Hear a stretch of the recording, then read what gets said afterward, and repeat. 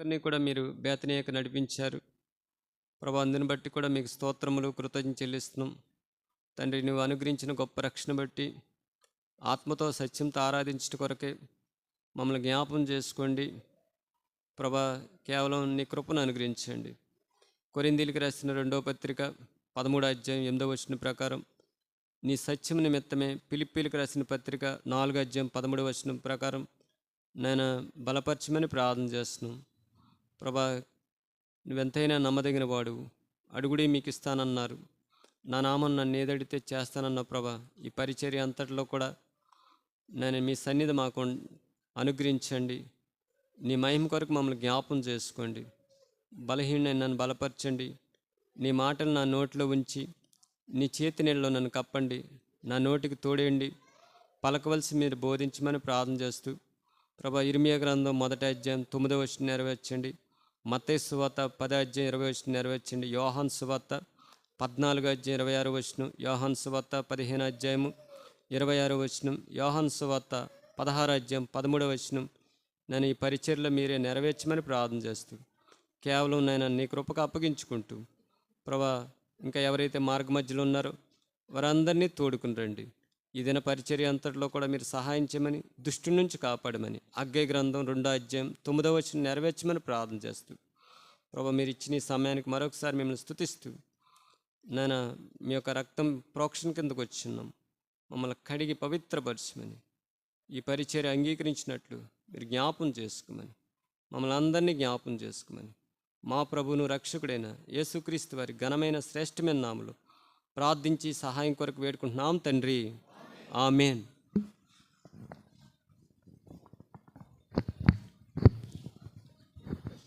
ప్రభుని ఆరాధించట కొరకే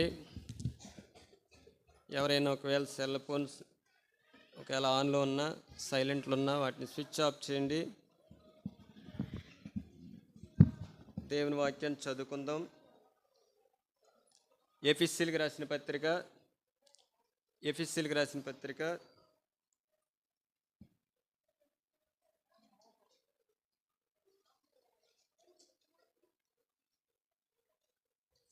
2వ అధ్యాయము.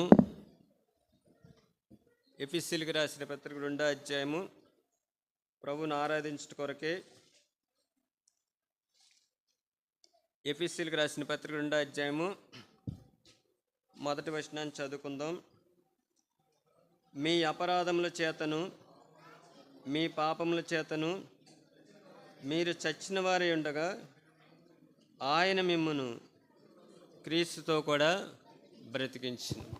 మనం మనుషులమే, కానీ మనుషుల దృష్టికి మనం బ్రతుకున్నాం, కానీ దేవుని దృష్టికి ఎలా ఉన్నామండి? పాపం చేత అపరాధం చేత దేవుని దృష్టికి చచ్చిపోయాం. చాలామంది తల్లిదండ్రులు అంటారు పిల్లలు పుట్టిన తర్వాత, నువ్వు ఉన్నా కానీ చెప్పండి లేనట్టే ఉంటాడు. తల్లిదండ్రులకు పిల్లలు ఉంటారు, కానీ బాధ్యత లేని వాళ్ళు ఏమంటారండి? ఉన్నా లేనట్టే. అలాగే మనుషులు ఉన్నారు, కానీ దేవుని దృష్టికి ఎలా ఉన్నారండి? పాపం చేత అపరాధం చేత చచ్చిపోయారంట. ఎఫెసీయులకు రాసిన పత్రికలో ఆ మాట చూడండి. మీ అపరాధముల చేతను మీ పాపముల చేతను మీరు చచ్చిన వారి ఉండగా ఆయన మిమ్మను బ్రతికించాడు. ప్రభు మనల్ని బ్రతికించాడు. ఆయన బ్రతికించాడు కాబట్టి ఈ దినాన్న మనం బేతనీయకి ప్రభుని ఆరాధించట కొరకే మనల్ని ఏర్పాటు చేసుకున్నాడు ప్రభు. అందుకే సజీవులు సజీవులే కదా నిన్ను ఏం చేస్తారండి? స్తుతిస్తారని రాయబడ్డది. మనల్ని కూడా ప్రభు సజీవులుగా చేశాడు. మన పాపముల చేత అపరాధం చేత చచ్చిపోయాం. మన పాపం మనల్ని ఏం చేసిందంటే చంపేసింది. అపరాధం ఏం చేసిందంటే మనల్ని చంపేసింది. చచ్చిపోయిన స్థితిలో ఉన్నాం మనం. అయితే అక్కడ ఒక మాట, ఆయన మిమ్మను క్రీస్తుతో కూడా బ్రతికించాడు. మనం ఎలాగా బ్రతికింపబడ్డాం కొన్ని విషయాలు లేఖనాల ద్వారా తెలుసుకుని ప్రభువుని ఆరాధిద్దాం. చూడండి, అంతకుముందు కీర్తన గ్రంథంలో ఒక మాట ఉంటుంది. 80వ అధ్యాయము చదవండి, 18వ వచనం. కీర్తన గ్రంథం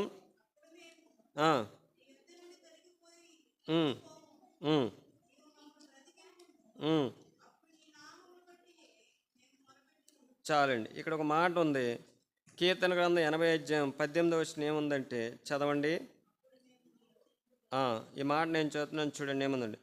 అప్పుడు మేము నీ యొద్ద నుండి తొలగిపోము, నీవు మమ్మల్ని బ్రతికింపుము, అప్పుడు నీ నామను బట్టి మేము మొరపెట్టుదాం. చూసారండి, బ్రతికిన వ్యక్తి ఏం చేస్తాడో దేవునికి మొరపెట్టము. అందుకే ప్రభు అంటారు, నాకు మొరపెట్టుము, నేను నీకు ఉత్తరం ఇచ్చిదను. గ్రహింపలేని సంగతులు, గూఢమైన సంగతులు ప్రభు ఏం చేస్తాడండి, తెలియపరుస్తాడండి. ఇక్కడ భక్తులు అంటున్నారు చూడండి ఆ మాట, అప్పుడు మేము నీ యొద్ద నుండి తొలగిపోము, నువ్వు మమ్మల్ని బ్రతికింపుము, అప్పుడు నీ నామం బట్టి మేము మొరపెట్టుదాం.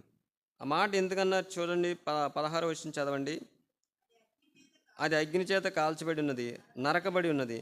నీ కోప దృష్టి వల్ల జనులు ఏమైపోతున్నారండి, దేవుని యొక్క కోపాన్ని బట్టి నరులు ఏం చేయబడుతున్నారు, జనులు నశించిపోతున్నారంట.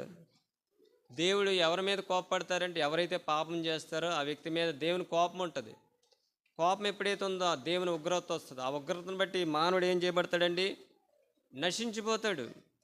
అందుకే వాళ్ళు అంటున్నారు, నీవు మమ్మల్ని బ్రతికింపుము, అప్పుడు నీ నామను బట్టి మేము ఏం చేస్తారంటండి, అంటే బ్రతికున్న వ్యక్తి దేవునికి మొరపెడతాడు. రెండోది చూడండి, అదే కీర్తన గ్రంథంలో ఇంకో మాట ఉంటుంది. 85 అధ్యాయము కీర్తన గ్రంథం 85 6వ వచనం. నీ ప్రజలు నీ యందు సంతోషించినట్లు నువ్వు మరలా మమ్మల్ని బ్రతికింపవా. అంటే మనం సంతోషించాలంటే మనం ఎలా ఉండాలండి, బ్రతికింపబడాలి. బ్రతికింపబడిన వ్యక్తి దేవునికి మొరపెడతాడు. బ్రతికింపబడిన వ్యక్తి దేవుని యందు ఏం కలిగి ఉంటాడండి, సంతోషం కలిగి ఉంటాడు. చూడండి ఆ మాట, నీ ప్రజలు నీ యందు సంతోషించినట్లు నీవు మరలా మమ్మల్ని బ్రతికింపుము. ఈ ఉదయకాల సమయంలో మనల్ని ప్రభు సంతోషభరితులుగా చేసాడండి. అందుకే ఈ దినాల్లో డిసెంబర్ మాసంలో ఏంటండి, నేడు మీ కొరకు రక్షకుడు పుట్టి ఉన్నాడు. రక్షకుడు, సంతోషం. ఈ డిసెంబర్ మొదటి దినం మొదలుకొని ఈ ఆఖరి దినం వరకు కూడా ప్రజలు ఎలా ఉంటారండి, సంతోషంగా గడుపుతారు, చాలా సంతోషంగా గడుపుతారు. అయితే అక్కడ మాట ఉంది, నీ ప్రజలు నీ యందు సంతోషించినట్లు నీవు మమ్మను లోకంలో ఉన్న సంతోషం కాదు కానీ ప్రభువునందు సంతోషించాలి. ఆ సంతోషం మనలో ఉండాలంటే మనం ఏం చేయబడాలండి, బ్రతికింపబడాలి. చూడండి ఇంకో మాట ఉంటుంది, యెషయా గ్రంథం 38వ అధ్యాయము 17వ వచనం కానీ చదవండి. యెషయా గ్రంథం 38వ అధ్యాయము 17వ వచనం నుండి. ఉమ్, ఉమ్, ఉమ్, ఉమ్, ఉమ్, ఉమ్, ఉమ్.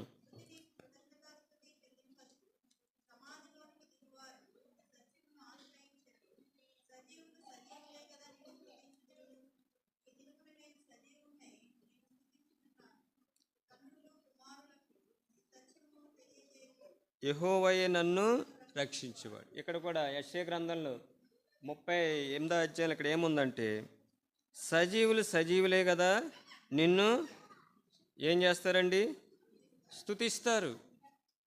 ఈ దినమున నేను సజీవుడినై నిన్నేం చేస్తున్నాను, స్తుతిస్తున్నాను. స్తుతించాలంటే మనం ఏం చేయబడాలండి, బ్రతికింపబడాలి. బ్రతికింపబడిన వ్యక్తి దేవునికి మొరపెడతాడు, బ్రతికింపబడిన వ్యక్తి దేవుని స్తుతిస్తాడు. అందుకే ఆ భక్తులు అంటారు, నీవు మమ్మల్ని బ్రతికింపం. మరి మనం ఎలా బ్రతికింపబడతాం చెప్పండి. బ్రతికింపబడాలంటే ఏం చేయబడాలి చూడండి, ఒక మాట ఉంటుంది. మొట్టమొదటిగా కీర్తన గ్రంథం మనల్ని దేవుడు దేని చేత బ్రతికించాడో వాక్యం ద్వారా తెలుసుకుందాం. 119వ అధ్యాయము 25వ వచనం. 119:25 చదవక్క. నా ప్రాణం మట్టిని అట్టుకుంచున్నది, నీ వాక్యం చేత నన్ను. ప్రాణం ఏమైపోతుందండి, మట్టిని అంటే మనం మట్టిలో నుండి వచ్చాం కదా, తిరిగి మనం ఏమైపోద్ది, ప్రాణం పోతే తిరిగి మళ్ళీ మట్టి అయిపోతాం. అంటే అక్కడ ఒక మాట రాబోతుంది, నీ వాక్యం చేత నన్ను బ్రతికింపుము. బ్రతికింపుము. పాపముల చేత అపరాధముల చేత చచ్చిన వ్యక్తి బ్రతికింపబడాలంటే దేవుని వాక్యం ఏం చేస్తుందండి? బ్రతికిస్తుంది. అందుకే కీర్తనాకారుడు 119 అధ్యాయం 50 వచనంలో చదవండి ఆ మాట.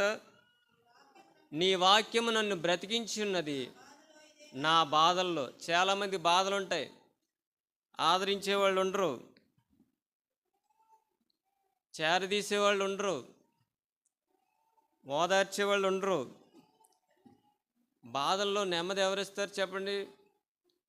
వివాహం చేసుకున్న భార్య కానీ, భర్త కానీ, పిల్లలు కానీ, తల్లిదండ్రులు కానీ, అన్నదమ్ములు కానీ. బాధలో ఒక్కొక్కరు బాధ ఎలాగుంటుందంటే హృదయంలో అలా దాగి ఉంటుంది. అయితే ప్రభు వాక్యం ఏం చేస్తుందంటే వ్యక్తిని ఏం కలుగజేస్తుందండి? నెమ్మదిస్తుంది. అందుకే భక్తుడు అంటాడు, నీ వాక్యం చేత నన్ను బ్రతికింపుము. నీ వాక్యం నా బాధలు ఏం కలుగజేస్తుందండి? నెమ్మది కలిగజేస్తుంది. నెమ్మది కలిగజేస్తుంది. మరి ఆ వాక్యం చేత మనం బ్రతికింపబడాలి. దేవుని వాక్యం చేత మనం బ్రతికింపబడాలి. ఎప్పుడైతే బ్రతికింపబడతామో మనం సజీవులుగా ఉంటాం, మనకు నెమ్మది దొరుకుద్ది. మనం ప్రభుని ఏం చేస్తామండి? ఆరాధిస్తాం. చచ్చిపోయిన వ్యక్తి ఆరాధించలేడు. నిజమే కదా, లోకంలో చాలామంది చనిపోతూ ఉంటున్నారు. చనిపోయిన వ్యక్తిని గృహంలోంచి బయటికి తీసుకొచ్చి రోడ్డు మీద పడుకోబెడతారు. ఆ వ్యక్తికి చలనం ఉండదు, స్పర్శ ఉండదు, చూడడు. ఎలా ఉంటాడండి? కదలడం మెదడు అలాగ ఉండిపోతాడు. అలాగే ఒకప్పుడు మనం కూడా పాపం చేత అపరాధం చేత చచ్చిన మనల్ని ప్రభు ఏం చేశాడంటే బ్రతికించాడు. కాబట్టి ఆ దేవుని వాక్యాన్ని బట్టి మనం ఏం చేయాలంటే ప్రభుని ఆరాధించాలి. మొట్టమొదటిగా దేవుని వాక్యం మనల్ని బ్రతికిస్తుంది. రెండోదిగా చూడండి, ఇంకో మాట ఉంటుంది. కీర్తన గ్రంథం 119 అధ్యాయం 107 వచనం.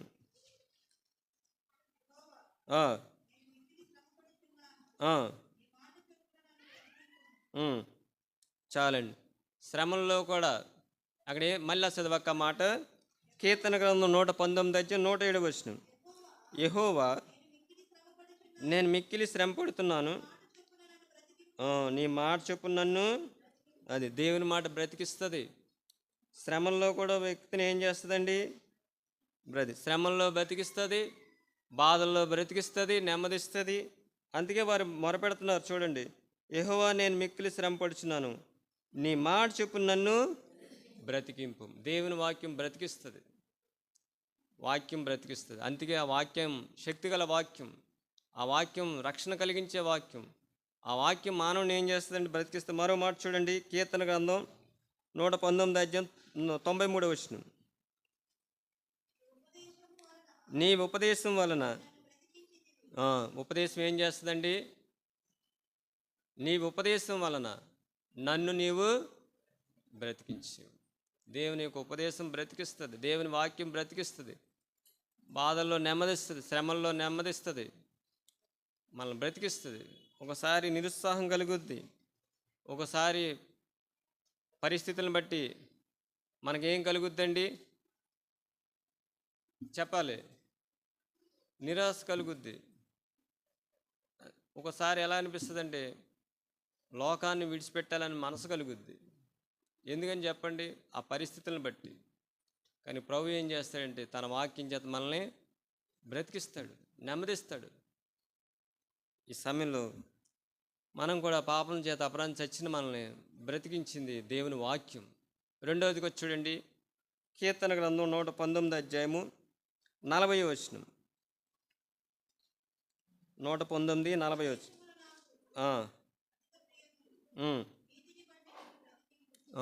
రెండవదిగా ఏంటండి? వాక్యం బ్రతికిస్తుంది. రెండవది నీతి. చదవండి ఆ మాట మరలా.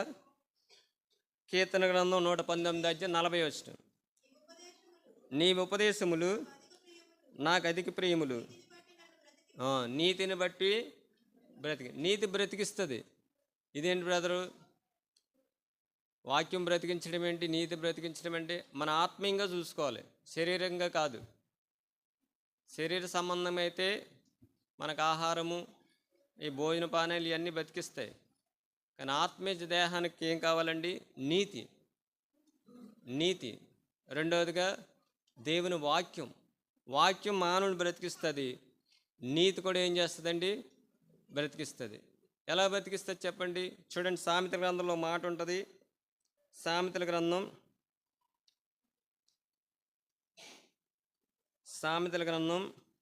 12వ అధ్యాయము 28వ వచనం. నీతి మార్గమునందు, నీతి మార్గంలో ఏముందండి? జీవం ఉంది, మరణం లేదు. దాని త్రోవలో మరణమే లేదు. అందుకే నీతి ఏం చేస్తుందండి? బ్రతికిస్తుంది. అందుకే భక్తుడు ప్రార్థన చేస్తాడు, నీ నీతిని బట్టి నన్ను బ్రతికించు. మనం నీతిమంతులం కాదు. మన అందరం ఎవరన్నా దుర్నీతి పరులు, అనీతిమంతులం. ప్రభు ఒక్కడే నీతిమంతుడు. ప్రభు యొక్క నీతి మానవుని ఏం చేస్తుందంటే బ్రతికిస్తుంది. ఉదాహరణకి మనకు చూడండి, ఆదికాండము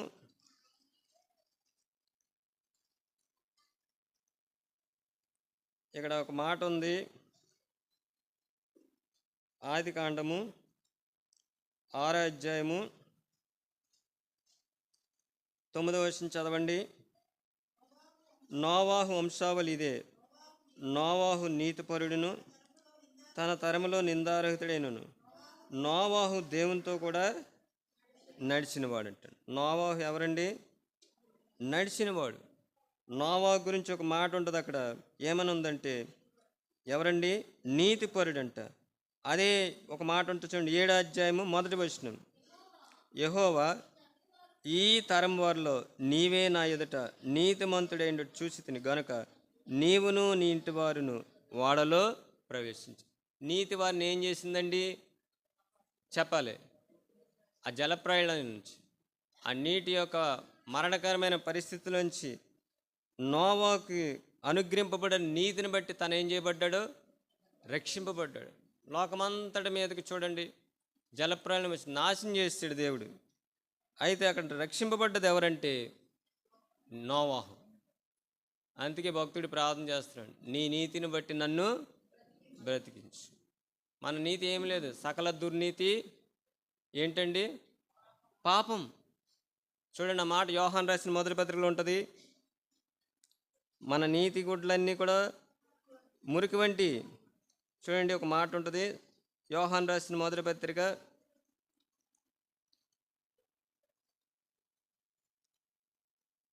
5వ అధ్యాయము 17వ వచనం. సకల దుర్నీతి పాపం అంటండి. చూసారండి, ఏంటండి సకల దుర్నీతి? పాపం.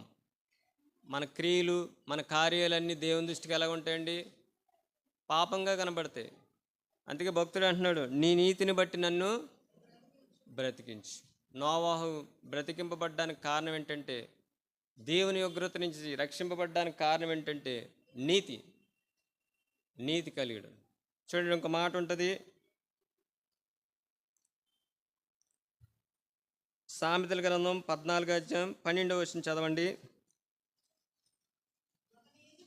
ఒకని ఎదుట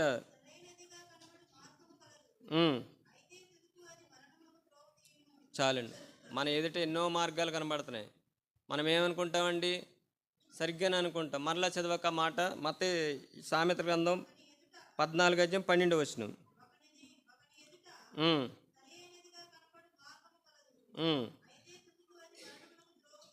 చాలండి, ఒకని ఎదుట సరైనదిగా కనబడి మార్గం కాదు, అయితే తుదకు అది ఎక్కడ తీసుకెళ్తుందండి? అయితే నీతి, అయితే నీతి గురించి రాయబడ్డది. మనం ఇందా చదువు 12వ అధ్యాయం ఆ పక్కన ఉంది 28వ వచనం. నీతి మార్గమందు ఏం కలదండి? జీవం. అంటే బ్రతికున్న వ్యక్తిలో ఏముంది? జీవం ఉంది. చనిపోయిన వ్యక్తులు ఏముందండి? జీవం లేదు, మరణం ఉంది. అందుకే నీ వాక్యం చేత నన్ను బ్రతికించమని భక్తుడు ప్రార్థన చేశాడు. రెండవదికి వచ్చి చూస్తే నీతి. మూడవదికి వచ్చి చూడండి, అదే కీర్తన గ్రంథంలో ఒక మాట ఉంటుంది. కీర్తన గ్రంథం 119వ అధ్యాయము 88వ వచనం. 119వ అధ్యాయము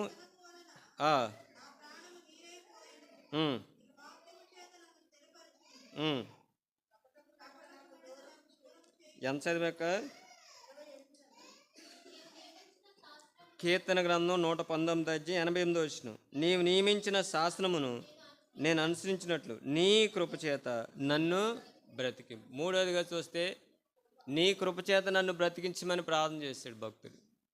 మొట్టమొదటిగా నీ వాక్యం చేత నన్ను బ్రతికించు. ఎందుకంటే మనం ఎపిసీలకు రాసిన పత్రిక 2:1 ఏం రాయబడ్డదంటే, మీ పాపముల చేతను మీ అపరాధముల చేతను చచ్చిన వారే ఉండగా క్రీస్తు మనల్ని ఏం చేశాడండి? బ్రతికించాడు. దేవుని వాక్యం బ్రతికిస్తుంది. రెండవదిగా చూస్తే నీతి వలన కూడా మనం ఏం చేయబడతామండి? బ్రతికి. మూడవదిగా చూస్తే కృప. ఈ దినం మందిరానికి వచ్చామంటే దానికి కారణం ఏంటండి? దేవుని కృప. మన ఉద్యోగాలను బట్టి, మన విద్యా అర్హతను బట్టి, మన స్థలాన్ని బట్టి, మన రంగును బట్టి, మన స్థాయిని బట్టి లేదు. కానీ ఈ దినం దేవుని మందిరానికి వచ్చామంటే అనర్హుడైన మానవుడి దేవుడు ఏం చేశాడంటే అర్హునిగా చేశాడంటే కేవలం ఏంటి? దేవుని కృప. ఆయన దగ్గర నిలబడతాక ఏ మానవుడు సరిపోడు. ఎందుకంటే ఆయన పరిశుద్ధుడు. ఆ పరిశుద్ధుడైన దేవుడు అక్కడ మాట చదవండి, ఒక మాట 119:88 చదవండి ఆ భాగాన్ని.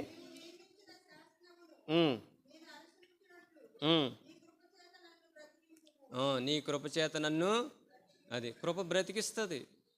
ఇదేంటి బ్రదర్ కృప బ్రతికిస్తుంది ఏంటి అంటారేమో. కృప బ్రతికిస్తుంది. వ్యభిచారంతో పట్టబడ్డది ఒక స్త్రీ. ధర్మశాస్త్రం ప్రకారం స్త్రీని ఏం చేయాలండి? రాళ్లతో. ధర్మశాస్త్రం చెప్తుంది, న్యాయం చెప్తుంది. ఎవరైతే వ్యభిచారం చేశారో ఆ వ్యభిచారానికి శిక్ష ఉంది. ఏంటంటే రాళ్లతో కొట్టి చంపేయాలి. కానీ ప్రభు ఏం చేశాడు చూడండి. యోహాను సువార్త ఒక మాట ఉంటుంది. యోహాను సువార్త 8 కృపా వ్యక్తిని ఏం చేసిందని చూడండి. ఆ స్త్రీని 8 చదవండి, మొదటి వచనం కాడి నుంచి.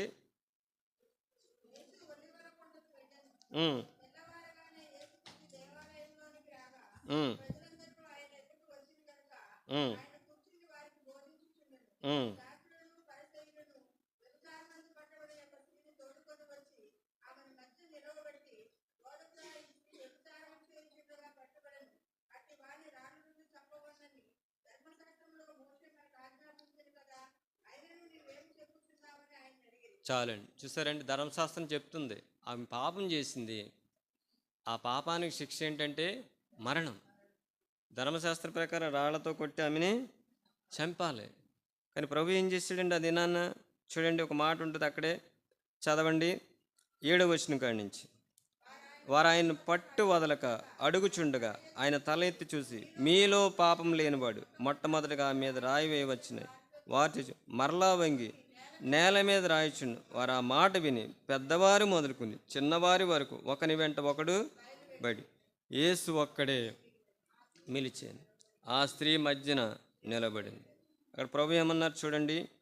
యేసు తల ఎత్తి చూసి, అమ్మా వారు ఎక్కడున్నారు? ఎవరునూ నిన్ను శిక్ష విధింపలేదా అని అడిగినప్పుడు ఆమె లేదు ప్రభు అని. అందుకు యేసు, నేనును నీకు. చూసారండి, అక్కడ శిక్షింపబడలేదు. కారణం ఏంటంటే కృప ఏం చేస్తుందండి? బ్రతికిస్తుంది. వాస్తవంగా చెప్పాలంటే వాళ్ళందరూ పాపం చేశారు. చిన్నవారు మొదలుకొని పెద్దవారి వరకు కూడా ఏం చేశారండి? పాపం చేశారు. వాళ్ళ పాపం చేస్తూ చూడు ఎదటి వారి పాపాల గురించి మాట్లాడుతున్నారు. అక్కడ ప్రభు అన్నారు, అక్కడ ఆ మాట చూడండి, పాపం లేనివాడు మొట్టమొదటిగా ఆమె మీద రాయి వేయచ్చు. ఈ దినాల్లో కూడా పరిస్థితి దినాలు అలాగున్నాయి. వారు పాపం చేస్తుంటారు, ఎదటి వాళ్ళ పాపాల గురించి ప్రకటిస్తూ ఉంటారు, తెలియపరుస్తుంటారు. కానీ యేసు ప్రభు వారు ఒక్కడే మిగిలాడు అక్కడ. ఆయన అంటున్నాడు, తల ఎత్తి చూసి అంటున్నాడు ప్రభు, వారు ఎక్కడ ఉన్నారు? ఎవరునూ నీకు శిక్ష విధింపలేదు. అందుకు యేసు, నేనును నీకు శిక్ష నీవు వెళ్ళి ఇకను పాపం అంటే ఆమె పాపం చేసింది. ఆమె పాపాన్ని బట్టి ఆమె శిక్ష భరించాలి, అనుభవించాలి.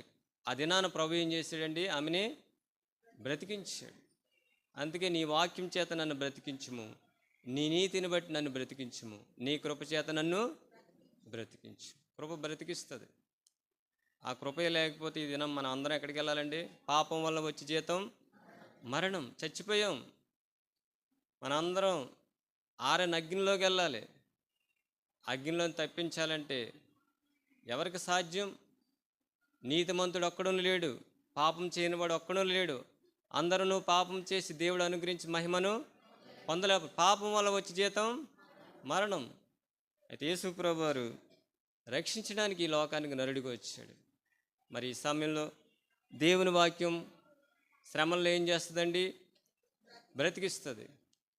చాలాసార్లు చాలామంది శ్రమల్లో కృంగిపోతూ ఉంటారు, నెమ్మదలేక పరిస్థితులు. ఎవరికి చెప్పుకోవాలన్నా ఆ చెప్పుకునే సమస్యకు తగిన వ్యక్తి కనబడ్డు. ఒకవేళ చెప్పినా కానీ ఆ సమస్యను ఆయన పరిష్కారం చేయలేడు. మన సమస్యకు పరిష్కారం ఎవరంటే దేవుని వాక్యం. ఆ వాక్యం ఏం చేస్తుందంటే బ్రతికిస్తుంది. ఆ వాక్యం ఏం చేస్తుందంటే మనకు నెమ్మదిస్తుంది.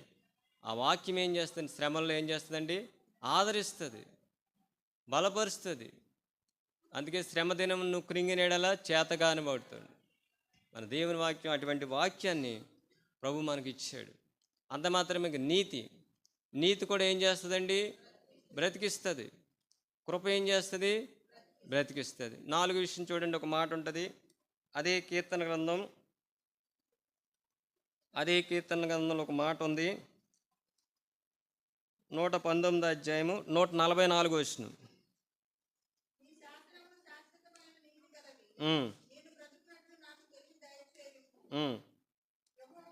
చాలు, మళ్ళా చదవక.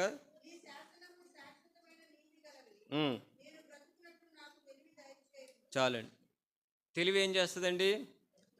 బ్రతికిస్తుంది. మరలా చదవక మాట. కీర్తన గ్రంథం, నీ శాసనములు శాశ్వతమైన నీతి గలవి, నేను బ్రతుకున్నట్లు ఏం దయచేయాలండి? తెలివి బ్రతికిస్తుంది. అదేంటి బ్రదర్ తెలివి బ్రతికిస్తుంది అంటే, నీ వాక్యం వెల్లడవుతేనే ఏం కలుగుద్దండి? వెలుగు కలుగుద్ది. అవి తెలివి లేని వారికి ఏమొస్తుంది? తెలివి వస్తుంది. బబులోను రాజ్యంలో శద్రకు, మేషకు, అబేద్నెగోలు, దానియేలు వాడు ఉన్నారు, చెరలోకి పోయారు. అదేనా చూడండి, ఒక మాట ఉంటుంది. దానియేలు గ్రంథం 1వ అధ్యాయము ఒక మాట ఉంటుంది చూడండి. 1వ అధ్యాయంలో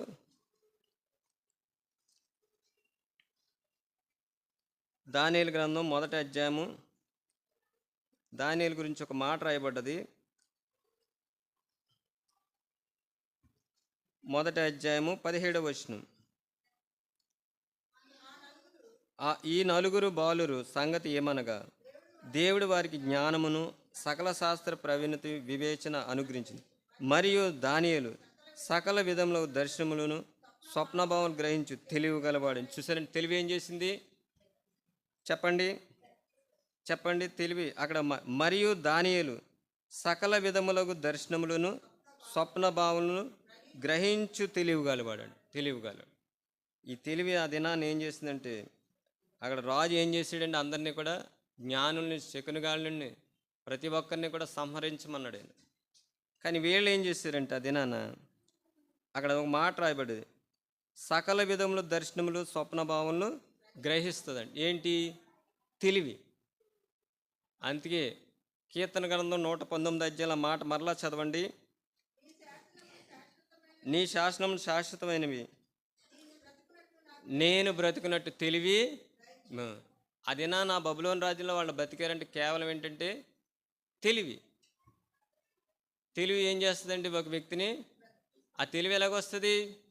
దేవుని వాక్యాన్ని బట్టే వస్తుంది. అందుకే నీ వాక్యం వెల్లడవుతూనే ఏం కలుగుద్ది? వెలుగు కలుగుద్ది. తెలివి లేని వారికి తెలివిస్తుంది. నిజమే కదా. ఒకప్పుడు మన తెలివి ఎలాగుంటుందండి? మనం చీకట్లో నడిచేవారు. ప్రభు మనకి ఏం చేశాడంటే తెలివిని అనుగ్రహించాడు.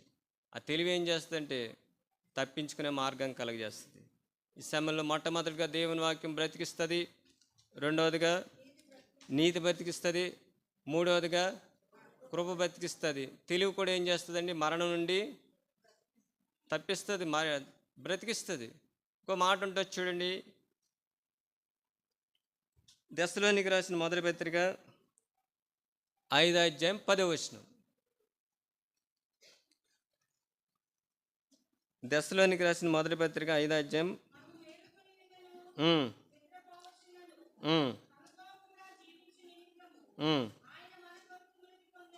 చాలండి, మాట మరలా చదవండి. 5వ అధ్యాయం 10వ వచనం ఏముందంటే,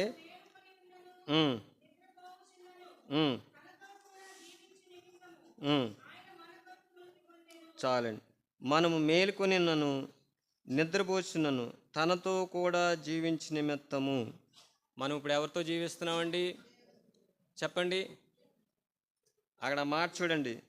తనతో కూడా జీవించి నిమిత్తము అంటే ఒకప్పుడు మనం ఎపిసీలకు రాసిన పత్రిక 2వ అధ్యాయము 1వ వచనం ప్రకారం మీ అపరాధముల చేతను మీ పాపం చేతను మీరు చచ్చిన వారే ఉండి అంటే మనం చచ్చిపోయాం. అయితే ప్రభువు మనల్ని బ్రతికించడానికి ఏం చేశాడంటే తనతో కూడా జీవించి నిమిత్తము ఆయన మన కొరకు మృతి పొంది. ఈ దినం ఆయన పునరుద్ధానాన్ని మనం జ్ఞాపం చేసుకోవాలి. ఎందుకంటే మనల్ని బ్రతికించింది ఎవరండి? చూడండి, రోడ్ల మీద యాక్సిడెంట్లు అవుతూ ఉంటాయి. ఒక వ్యక్తి గాయమైనప్పుడు ఆ రక్తం అంతా కూడా కిందకు వెళ్తున్నప్పుడు ఆ వ్యక్తికి ఏమవసరం చెప్పాలి? ఏమవసరం అండి? రక్తం అంతా పోతుంది దేహంలోంచి. ఆ వ్యక్తి రక్తం తక్కువైతే ఏమవుతాడు? చనిపోతాడు. మనం కూడా పాపం బట్టి మనం చచ్చిపోయాం. అయితే మనల్ని బ్రతికించడానికి ప్రభు ఈ లోకానికి ఎలాగొచ్చాడండి చెప్పాలి? ఎలాగొచ్చాడు? శరీరధారిగా వచ్చాడు ఆయన. ఆయన మరణం మనకేం కలుగజేసిందంటే జీవాన్ని కలుగజేసింది. నిజమే కదా? ఈ దినాల్లో చూడండి, చాలామంది యాక్సిడెంట్లో చనిపోతున్నారు సరైన వైద్యం లేక, లేకపోతే రక్తం అందక. దానికి కారణం ఏంటి చెప్పండి? చూడండి, ఒక మాట ఉంటుంది లేవికాండంలో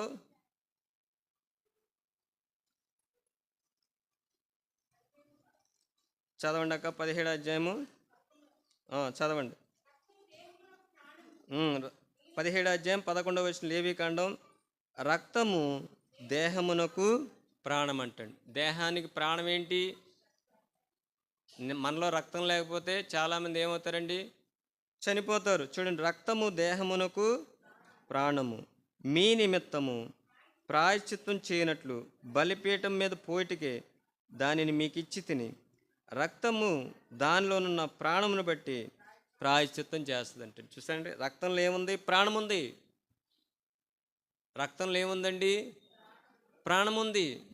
అందుకే చూడండి, రక్తము అంటే దానిలోనున్న ప్రాణము అంటే రక్తంలోనున్న ప్రాణమును బట్టి ప్రాయశ్చిత్తము చేయను. అందుకే మనం ఆయనతో కూడా జీవించి నిమిత్తము మన నిమిత్తం ఆయన ఏం చేయబడ్డాడు? మృతి పొందాడు. మనం పాపం చేత అపరాధం చచ్చిపోయాం. అయితే మనల్ని ప్రభు బ్రతికించడానికి ఆ పరలోకాన్ని విడిచిపెట్టి ఈ లోకానికి నరుడిగా వచ్చాడని, ప్రభు నరుడిగా వచ్చాడని. అందుకే యోహాను సువార్త 1వ అధ్యాయము ఆ మాట ఉంటుంది, చదవండి. యోహాను సువార్త 1వ అధ్యాయంలో 1వ వచనం. ఆదియందు వాక్యముండును, వాక్యము దేవుని యొద్ద ఉండెను, వాక్యము దేవుడే. చూసారు, దేవుడే మనల్ని రక్షించడానికి వచ్చాడు. దేవుడు ఆత్మ, దేవుడు అదృశ్యుడు. ఆయన ఎక్కడుంటాడండి? అదృశ్యుడైన దేవుడు ఎక్కడుంటాడు? మహోన్నతమైన స్థలాల్లో నివసించేవాడు. ఆ పరిశుద్ధుడైన దేవుడు ఇక్కడ యోహాను సువార్త 1వ అధ్యాయంలో మాట రాయబడ్డది చూడండి. ఆదియందు వాక్యముండును, వాక్యము దేవుని యొద్ద ఉండును, వాక్యము దేవుడే ఉంటుంది. చూసారండి. 12వ వచనం, 14వ వచనం చదవక. ఆ వాక్యము శరీరధారి. చూసారండి, ఆ వాక్యం ఏమైంది?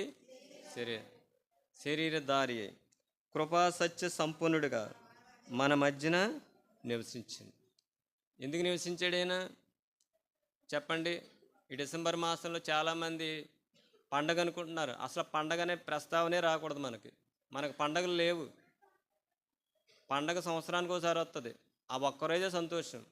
యేసు ప్రభు నీలో జన్మిస్తే రోజు చెప్పండి, డిసెంబర్ 25 ఒక పండగ. ఆ ఒక్కరోజే. మర్నాడు ఏమైపోద్ది? ఆ సంతోషం అంతా ఉంటుందండి? ఉండదు. కానీ నీలో ప్రభు జన్మిస్తే, నువ్వు ప్రభు వాక్యం చేత బ్రతికింపబడితే, ఆయన నీతిని బట్టి బ్రతికింపబడితే, ఆయన కృపచేత బ్రతికింపబడితే, ఆయన తెలివిని బట్టి బ్రతికింపబడితే, ప్రభు ఎక్కడుంటాడండి చెప్పండి? ఎక్కడుంటాడు? నీలోనే ఉంటాడు, నాలోనే ఉంటాడు. అంతేగాని గుడారాలకి లైట్లు పెట్టుకున్నా, గుడారాల మీద స్టార్లు పెట్టుకున్నా, పండగలు చేసుకున్నా, వస్త్రాలు కట్టుకున్నా, మనం ఇంకా దేవుని దృష్టికి ఎలా ఉన్నామండి? చచ్చిన వారంగా ఉంటాం. ఎప్పుడైతే అక్కడ ఒక మాట చూడండి, దెస్సలోనికి రాసిన పత్రిక 5వ అధ్యాయం 10వ వచనం చదవండి. చదవండి ఆ భాగాన్ని. ఉమ్, ఉమ్, ఉమ్. చాలండి. ప్రభువు నీ కొరకు నా కొరకు చనిపోయాడాను. క్రిస్మస్ అంటే పండగ కాదు. చనిపోయిన దినాన్నే ఎవరైనా పండగ చేసుకుంటారండి? చెప్పండి. ప్రభువు నీ కొరకు నా కొరకు చనిపోయాడాను. ఎందుకు చనిపోయాడు? మన అపరాధం చేత పాపం చేత చచ్చిపోయాం. మనల్ని బ్రతికించడానికి ప్రభువు చనిపోయాడు. మన కొరకు చనిపోయాడు ఆయన. ఎందుకంటే మనం పాపులం, మనం పాపం చేసిన వారం, మనం చచ్చిన వారం. చూడండి, చాలామంది తల్లిదండ్రులు ఏం చేస్తారంటే పిల్లల కొరకు వాళ్ళు సమస్తం ఇచ్చేస్తారు. ఎందుకని చెప్పండి? పిల్లలు బాగుండాలని. అలాగే దేవుడు కూడా మన కొరకు ఏమి ఇచ్చాడంటే ప్రాణం ఇచ్చేసాడు ఆయన. మనం బ్రతుకున్నామంటే ఈ దినాన్న దానికి కారణం ఎవరంటే ఆ ప్రభు. మనం బ్రతికించడం కొరకే ప్రభు ముఖం మీద ఉమ్మేయించుకున్నాడు, చెంపదెబ్బలు కొట్టించుకున్నాడు, తల మీద ముళ్ళ కిరీటం ధరించాడు, అవమానపరచబడ్డాడు, దూషింపబడ్డాడు, అపహాసింపబడ్డాడు. ముఖం మీద ఉమ్మేశారంటే ఎంత అవమానపరిచారు ఒకసారి చూడండి. మనల్ని ఎవరన్నా ఒక మాట అంటేనే మనం తిరగబడతాం. కానీ ప్రోగం చూడండి, యెషయా గ్రంథం ఒక మాట ఉంటుంది ఆయన గురించి. యెషయా గ్రంథం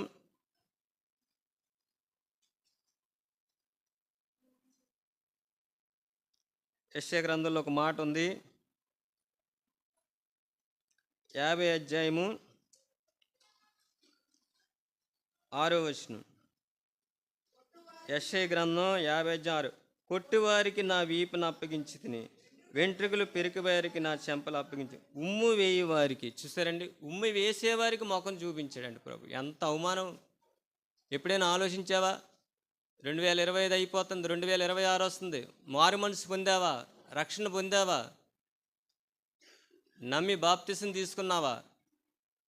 పండగంటే ఒక ఆచారం.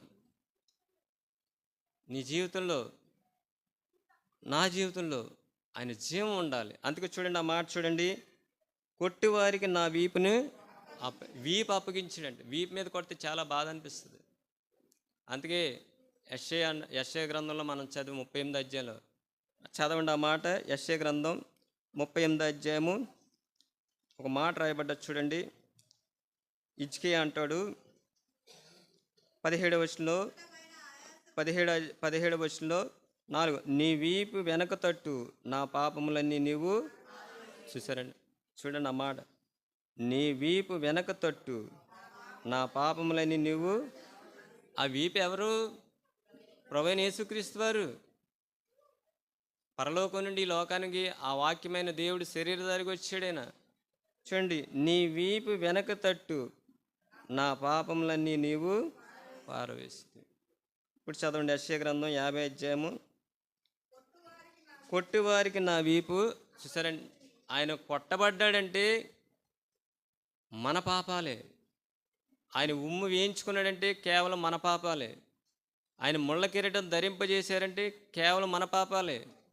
ఆయన దూషింపబడ్డాడంటే, అపహాసింపబడ్డాడంటే, ఎగతాళి చేయబడ్డాడంటే ఎవరండి కారణం? నీవు నేనే. చూడండి, ఇంకో మాట ఉంటుంది.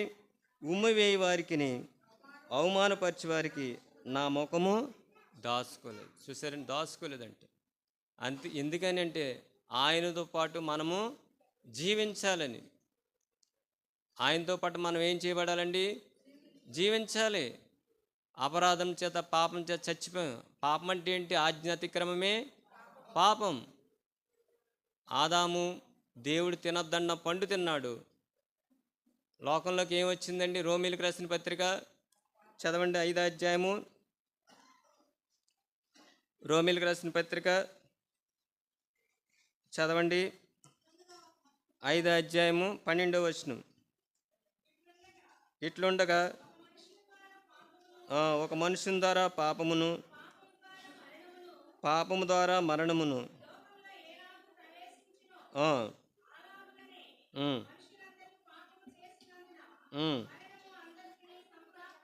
చాలండి. చూసారండి, ఒక మనుషుని ద్వారా ఏమొచ్చేసింది లోకంలో? లోకంలో పాపం లేదు ముందు, ఒక మనుషుని ద్వారా వచ్చింది. ఆ మనుషుడు ఎవరండి? ఆదాము. చూడండి ఆ మాట, ఒక మనుషుని ద్వారా పాపం ద్వారా మరణము లోకంలో, అంటే లోకంలో ప్రవేశించింది ముందు ఎవరి ద్వారా? ఆదాము ద్వారా పాపం వచ్చింది, పాపం ద్వారా మరణం వచ్చింది. చూడండి ఆ మాట, మరణమును లోకమును ఎలాగ ప్రవేశించును అలాగనే మనం అందరం ఎవరండి? మనుషులమే. మనుషులందరూ పాపం చేసినందున మరణం అంటే ఎవరినంటారు చెప్పండి? పాపం వల్ల ఏం జరిగింది? మరణం వచ్చింది. మరణించిన వ్యక్తులు మనం. అయితే ప్రభు మన కొరకు ఏం చేయబడ్డాడంటే, దశలోనికి రాసిన మొదటి పత్రిక 5:10 ప్రకారం తనతో కూడా జీవించి మన నిమిత్తమే ప్రభు ఏం చేయబడ్డాడు? మృతి పొందాడు. అందుకే 4 విషయాలు జ్ఞాపం చేసుకుని, మొట్టమొదటిగా దేవుని వాక్యం ఏం చేస్తుందండి? బ్రతికిస్తుంది. రెండవది నీతి బ్రతికి. అదేంటి బ్రదర్ నీతి అంటారు? చూడండి, కొరింథీయులకు రాసిన మొదటి పత్రిక 1వ అధ్యాయము చివరి వచనం చదవండి. అతిశయించువాడు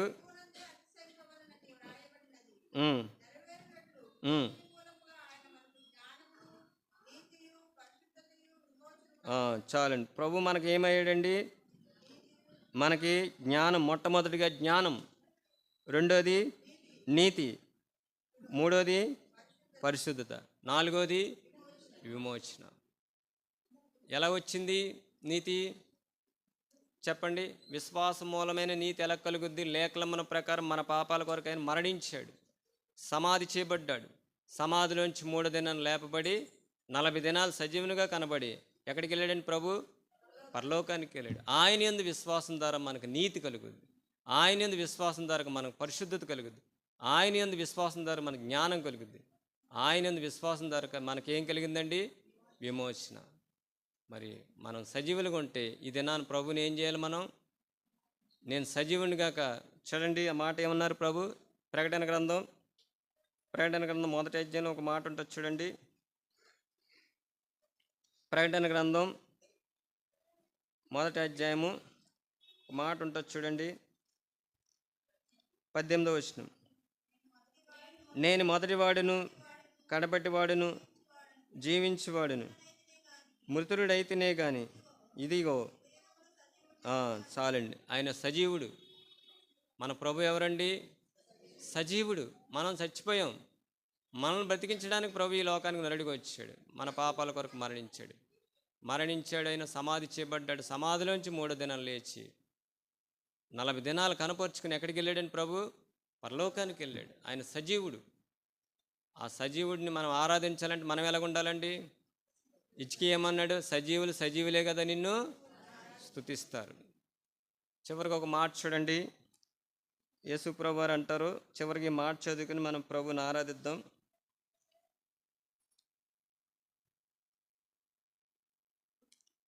మత్తయి సువార్త 22వ అధ్యాయము 31వ వచనం కానించి. మత్తయి సువార్త 22వ అధ్యాయము 31వ వచనం కానించి చదవండి. చదవండి. మత్తయి సువార్త 22వ అధ్యాయం 31వ వచనం చదవండి.